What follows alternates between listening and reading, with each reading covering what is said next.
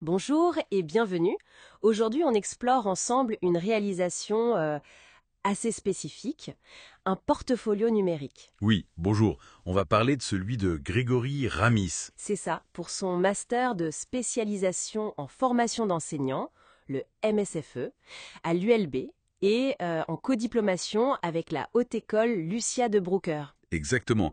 Et l'idée derrière, c'est pas seulement l'évaluation intégrée du master, même si c'est l'objectif premier, bien sûr. Il y a autre chose? Mais oui, c'est aussi un outil pour lui pour préparer un cours de 30 heures sur la différenciation pédagogique. Ah, d'accord. Et apparemment, ce format site web, c'était un peu un défi.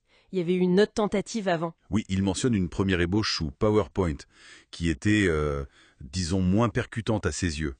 Donc le site, c'est une évolution. Intéressant. Et ce qui est important, je pense, c'est de voir que ce n'est pas juste un classeur de travaux, quoi. C'est plus que ça, ouais.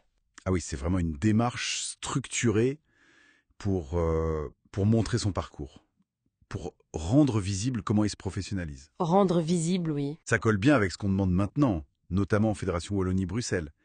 Cette idée de traçabilité, d'explicitation de son développement. D'accord. Le but, c'est vraiment de documenter comment il construit sa posture de futur formateur d'enseignants en s'appuyant sur des principes de design numérique pour une évaluation authentique. Alors, comment ça s'organise concrètement, ce portfolio, pour le jury qui va le consulter, par exemple? J'imagine qu'il faut bien les guider. Tout à fait.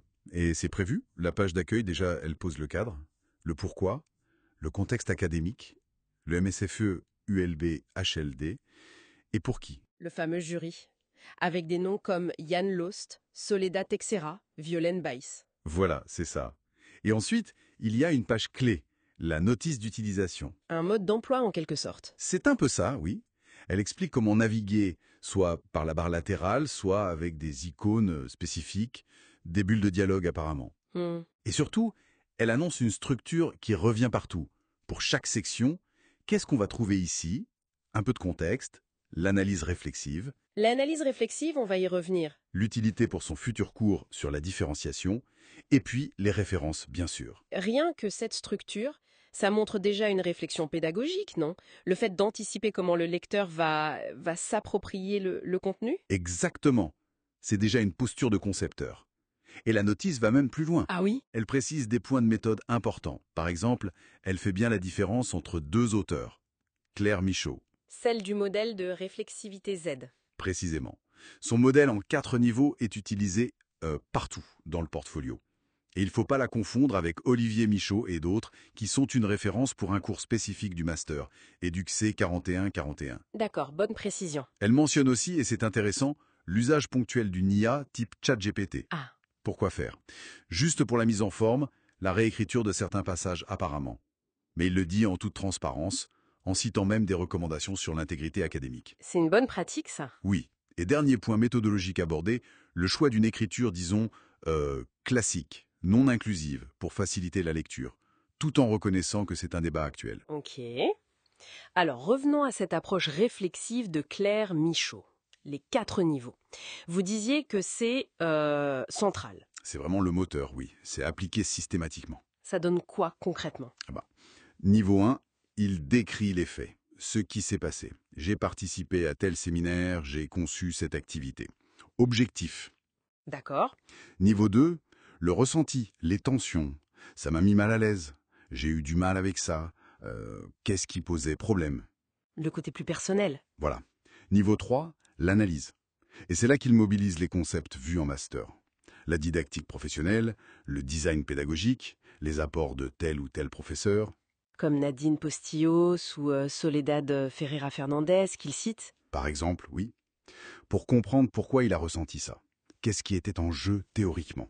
Et le niveau 4? C'est la transformation, la projection. Qu'est-ce que j'en tire? Comment ça change ma pratique ou ma vision? Comment je vais faire la prochaine fois? En gros, comment ça construit sa future posture de formateur? Je vois. Sur la page d'accueil, il fait déjà ça. Oui, il explique comment le simple fait de rédiger cette page l'a aidé à passer d'une posture de praticien, d'enseignant, à celle de concepteur, de formateur qui réfléchit à sa démarche.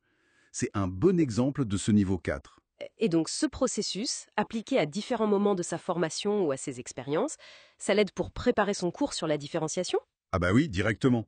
En analysant une situation vécue ou un concept théorique avec ces 4 niveaux, il peut identifier plus finement les enjeux de la différenciation pédagogique. Par exemple? Imaginons qu'au niveau 3, en analysant une activité qu'il a menée, il réalise, grâce à un concept comme les gestes professionnels de Bucheton, Oui. qu'un de ces gestes n'était pas adapté pour différencier. Au niveau 4, il va pouvoir dire « Ok, pour mon futur cours, je proposerai plutôt telle stratégie basée sur cette analyse ». Le portfolio devient la trace de cette réflexion qui alimente la conception du cours. On voit bien le lien. Et le fait de passer d'un PowerPoint à un site web, ça a dû jouer aussi, non? Ce n'est pas juste une question d'outils. Tout à fait, un site web avec ses liens hypertextes, ça permet une pensée plus en réseau.